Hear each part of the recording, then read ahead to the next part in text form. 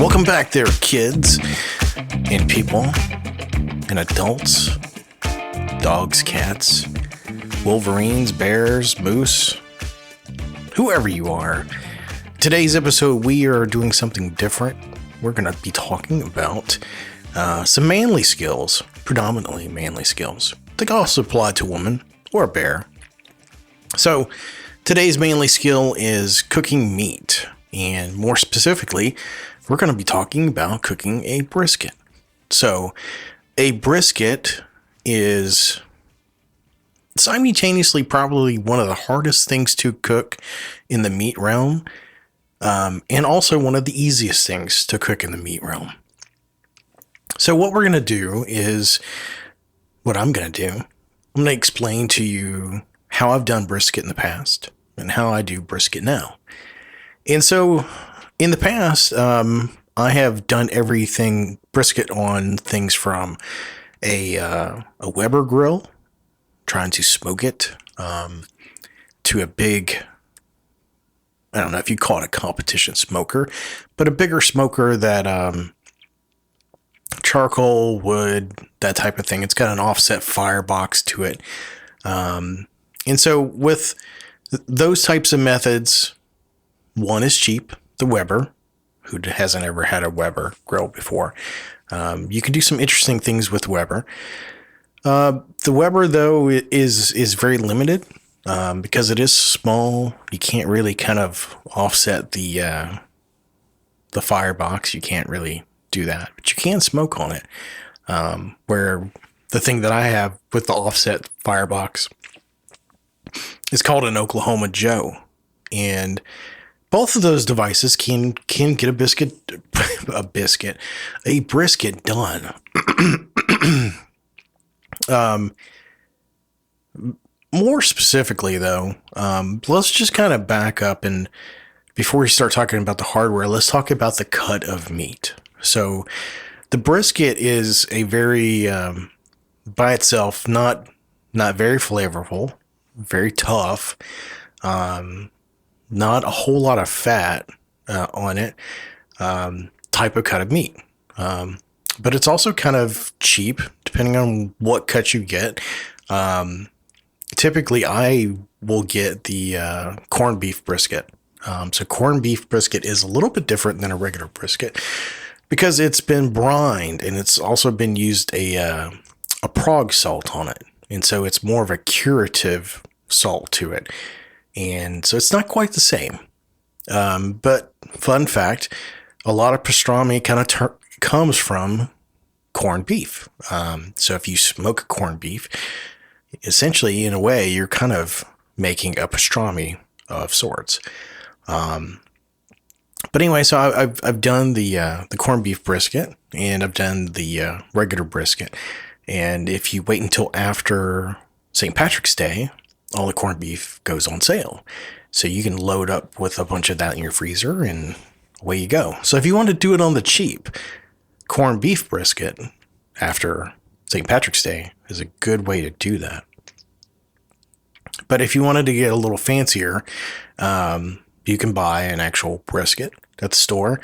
What I buy typically nowadays is a Costco brisket. I will typically get the big fat, big, massive piece, which is probably, it's probably at least 2 feet long, maybe, probably somewhere around there.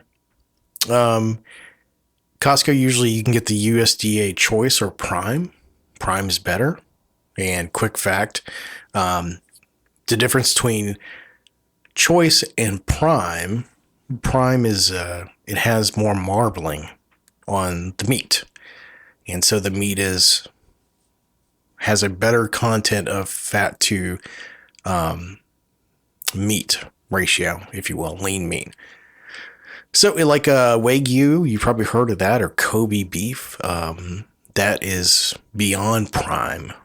And so you've got that mixture of fat and lean meat. And fat equals flavor. And, this isn't really meant to be a master class type of how to cook a brisket. So let's back up. So I used to cook on these smokers, and I would spend a lot of time managing the fire and the heat, because that's really kind of the what you have to do with a brisket. It takes a long, steady, lower temperature for a lot longer, especially depending on your meat. So it could be anywhere from 6 to 8 hours, or maybe even 12 hours. 12 hours is probably the ideal. And that's a lot of time. That's a lot of time to do on charcoal or wood. So if you're going to be outside for 8 to 12 hours, or going back and forth trying to keep your grill going, and that's difficult. And that's probably why it gets a how do you say it? A level of complexity that people kind of think, okay, he's doing a brisket, that's complex. So I don't do that anymore. What I do nowadays is I got a Traeger pellet grill. So a pellet grill is very interesting. So instead of it requiring a lot of charcoal and smoking wood and stuff like that, it kind of pares it down into something very simple. So it's got a mechanical part to it, and in my case, it even has an app that lets you know what the temperature is, that type of deal. But anyway, it's constantly feeding a small stream of pellets into the grill. And so using technology, it's making sure that the heat is at the level it is, but it's also gradually smoking. And the difference between just pure smoke, like there's a garbage fire and there's smoke coming out, and the smoke that really works well with the meat is a bit different. So billowing clouds of white or black smoke is really not good. It's almost like a blue smoke. It's like a faint type of smoke. And so the Traeger does this more or less kind of automatically for you.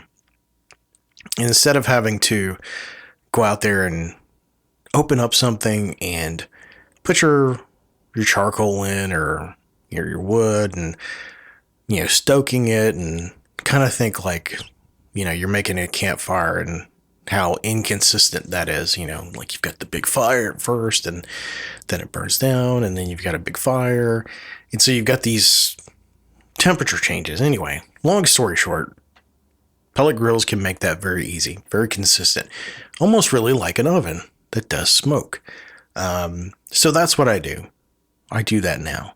And over the course of 12 hours, you can have a really amazing brisket. So you think, okay, well, I put it on the grill and that's it. So what you're telling me is I just put it on the grill and set it and forget it. It's a Ronco product. Not quite.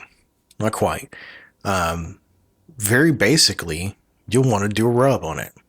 And so the rub is a spice mixture. And so I'll tell you exactly what I use. Now this is the part that's actually probably very interesting to you, because you can watch all these other videos online on YouTube on how to smoke a brisket on a Traeger, but not too many that has a really good recipe. And something that I've been doing here recently, and I did today, is very interesting. So in the past, what I would do is I would take my brisket out, pat it dry, trim off some of the fat, some of the uneven pieces to just make it easier to cut later on. But also any of the hard patches of fat, you want to trim off. And so by trimming it, you're making sure that the softer fat will render. And that's really what you want. So that hard fat just needs to kind of come off. Now you don't want to take off a ton of fat, but you might be surprised by how much you trim off. And so after that, what you'll want to do is you'll rub it with your seasoning mixture. and then put it in the refrigerator and let it chill out for a bit, several hours at least, overnight, preferable. And then you take it out to the grill and away you go. I mean, that's what everybody tells you. But I do it a bit differently. So what I normally do is I will spray down my brisket with some PAM, cooking oil spray. And so what is in that? It's an oil. What is an oil? It's a fat. Yes, it is. But it's also kind of a binder to the spice.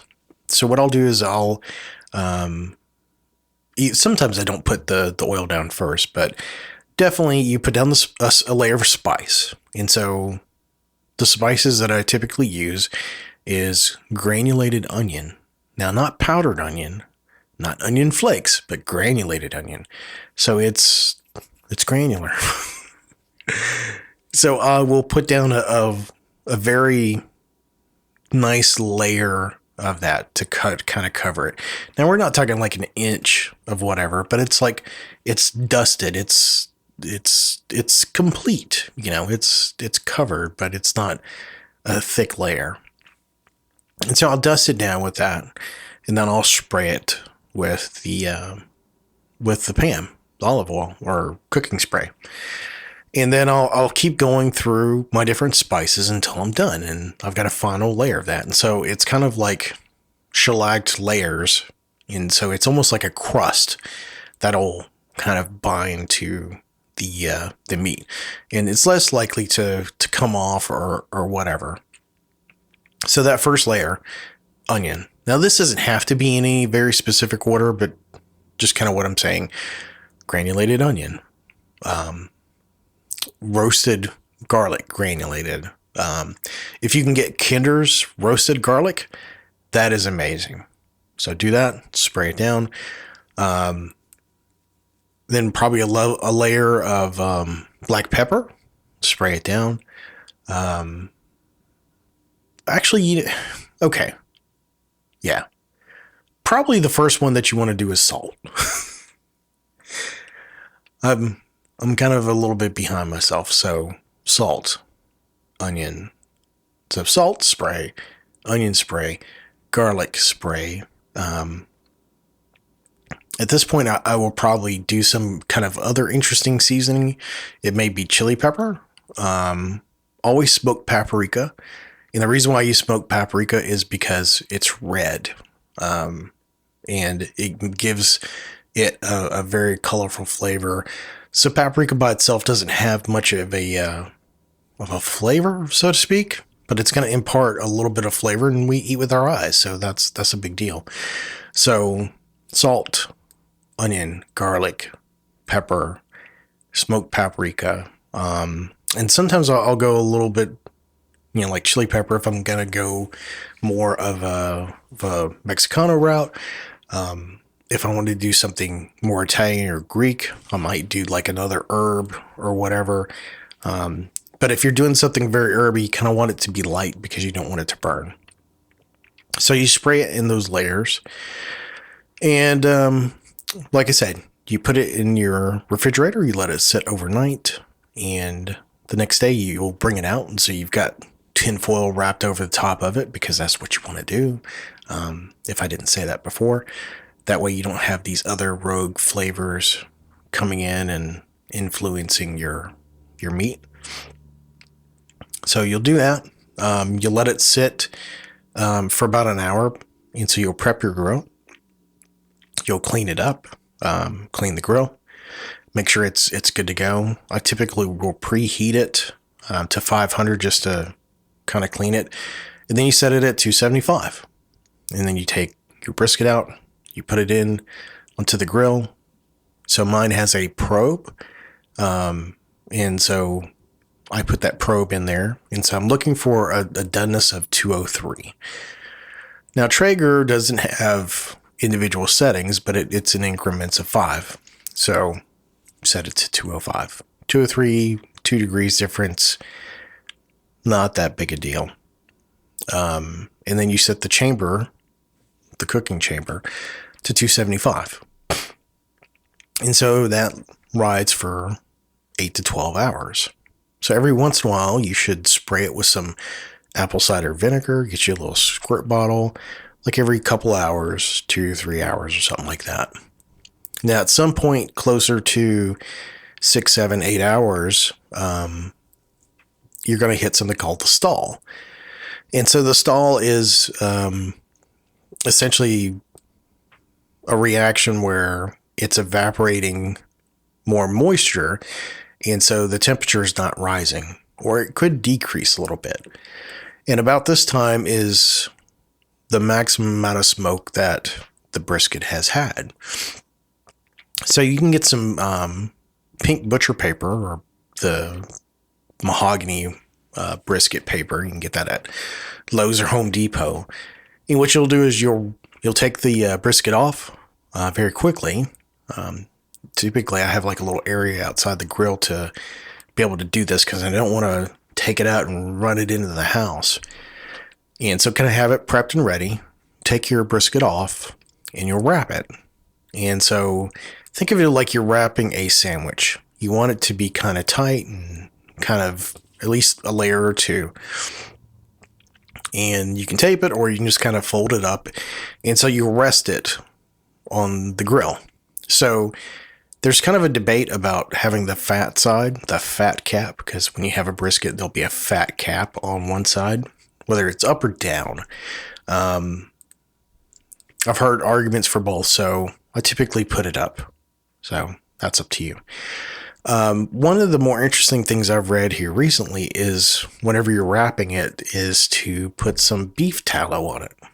And so I did that, and I did it with a flank steak. And so I covered it in that on the grill, and it imparted a lot of juicy fat flavor. So I haven't wrapped it yet, but I did kind of coat a brisket I did today. But following best advice, this is whenever you can slather some of that tallow on. And so that tallow kind of has a consistency of like a butter or mayonnaise of some sort. And so just slather it down. You're not looking for an inch or something like that. You're just kind of looking for a smear across the top and the bottom. And so you wrap it up in that paper. You'll put your probe back in there, and you'll let it ride for the remainder of whatever time it is until it gets to about 2:03. And so about the time that you get to that part, you're going to want to kind of play with the brisket a little bit. And so this is kind of hot. So if you got gloves, maybe an oven mitt or something like that, or a clean kitchen towel, is kind of lay it over the top of the brisket and just kind of poke it and prod it. And what you're looking for is the jiggle factor. And so it will kind of be jiggly. And if you kind of move it around a little bit, kind of pick it up with both your hands, again, you're trying to be very careful that you don't get burned here. Take all your safety precautions. But if it's kind of jiggly, it's good. It's really good. If it's not there yet, you may want to cook it for a little bit longer. You're not going to see this huge temperature rise from 203 to 235 really quick. But that's kind of what you're looking for. So what you'll do is you take that off. Typically what I do is I put it on a cooking sheet tray, and I will put that in the oven. I won't turn the oven on. I'll just stick it in there. And so that residual heat, it's going to sit there. And so one of the biggest mistakes with cooking meat is cutting it before it's had time to rest. And so when I say rest, it's still cooking because the flavor, the heat is still there. And so it's going to, more often not, will rise. So like a steak, when you pull it off of the grill, it may look pink, or the temperature might be in that medium rare range. But when you pull it off, it's still cooking because you haven't removed the heat from it internally. And so you will probably get another level of doneness. So medium rare may be medium. So with your brisket, it's still going to cook. So you keep it in there. But why else do we rest? The other part of why you're resting is because you want the juices to reincorporate into the meat. So if you've ever cut a hot piece of steak that just came off the grill, you'll see a lot of juices come out of it. And so what happens is it bleeds out. It's not really blood. There's no blood left in it. But the juices come out and the meat gets dry. And so you spent all this time with this piece of meat. You've had a relationship. You've spent some money. You spent time with it. You got to treat it right. You just can't just go for it. So you got to let it sit in there. My advice is let it sit for at least 2 hours. I know. Nobody likes to look at a brisket right when it's come off the grill and not be able to sample, taste the results. But trust me, and maybe that's the reason why it's wrapped. The other reason why it's wrapped up in wrap it or butcher paper, so you can't see it. The real reason is it's gonna kind of keep that heat, the residual heat in there. Remember what we talked about, evaporation. That's how we keep cool. That evaporation lowering the temperature of the meat. This is going to prevent a lot of that from happening. But it's also going to keep that fat and that juice and grease that's come out of it in it, so it's not going to dry out. So 2 hours has expired. You're ready to go. Well, don't get too anxious to tear this thing apart. What you're going to want to do is get you a big serving tray. I get the big aluminum trays that you typically get at Thanksgiving out. Get a couple of those. Big ass carving board. I like the plastic ones myself. And you get a long, thin cutting knife. I typically get the one that's got the fuller marks on them, the grooves, the blood grooves, but they're called fuller marks. It makes the knife lighter, but it also makes it a little bit easier to slice through. So there's two, if you're cooking a big brisket, there's 2 points. Well, there's 2 pieces. There's the point and there's the flat. And so you're cutting against the grain. You're not cutting with the grain. So cutting with the grain, you will have a tough cut of meat. If you're cutting against the grain, so if the grain goes left to right, the striations of the meat, you're going to cut